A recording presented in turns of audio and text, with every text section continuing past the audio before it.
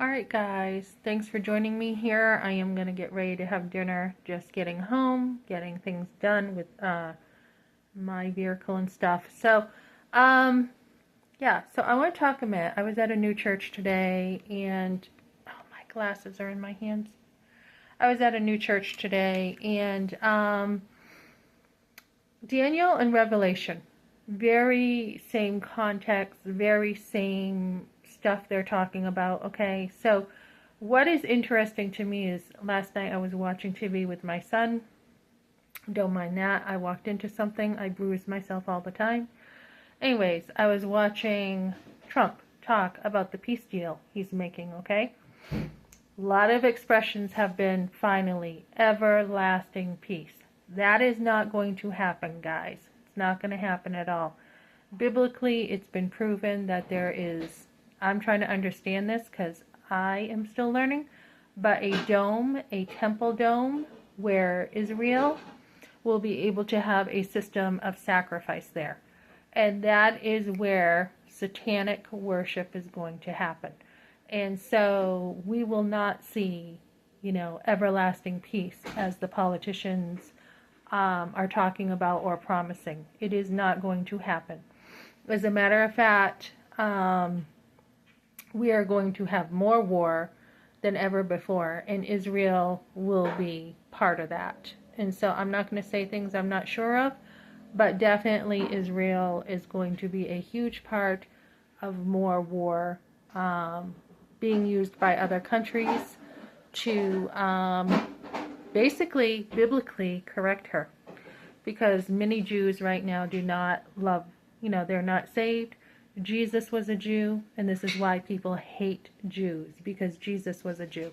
So we're going to see Israel go through a lot more, and this is the worldview many people have. I try to understand it myself, and so when we see that dome being built, we know that Christ is coming even sooner.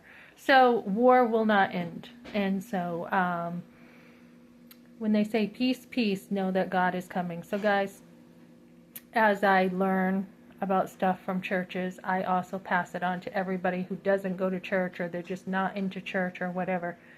But when I was listening to a sermon today, those who do not accept Christ, Paul talks about let them be accursed.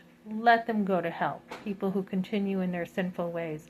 Let them go to hell. That is strong words, very harsh, but that is what is going to happen to those who do not accept Christ. And this pastor was talking about how he saw somebody, somewhere, I think it was a Starbucks, and this guy was like, hey there, how are you? Are you an attorney kind of thing? And he was sharing his testimony.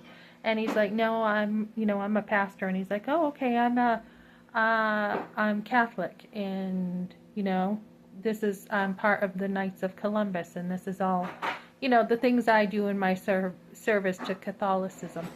And, the pastor basically said, if you were asked today, why you should be, allowed in the kingdom of heaven, what would you say?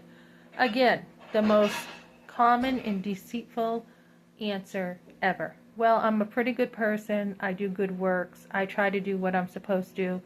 And so he said, hey, have you ever lied? And he's like, that's the first commandment right there, basically. And he's like, yeah, I have. And he goes, okay, you already broke the first one. So as he was witnessing to him, he was saying Ephesians tells us that, basically Christ died on the cross, and this Catholic man was saying, yes, and he did rise. He's not dead. So he did believe that. But again, it's not of our good works. It is by faith only we are saved. The good works come after, but it is truly by faith we are saved. So we want to really get right with God, guys. It's Sunday. I'm not preaching. I'm just repeating what I've heard all over the place, all kinds of churches. The meat and potato is in the gospel, guys. We are blood-born Christians, all right? Nothing that we have done to deserve heaven, and it is truly amazing what God has done for us. But for those who don't believe and those who hate Jesus, they are going to hell. So just let's make sure we all get right with God.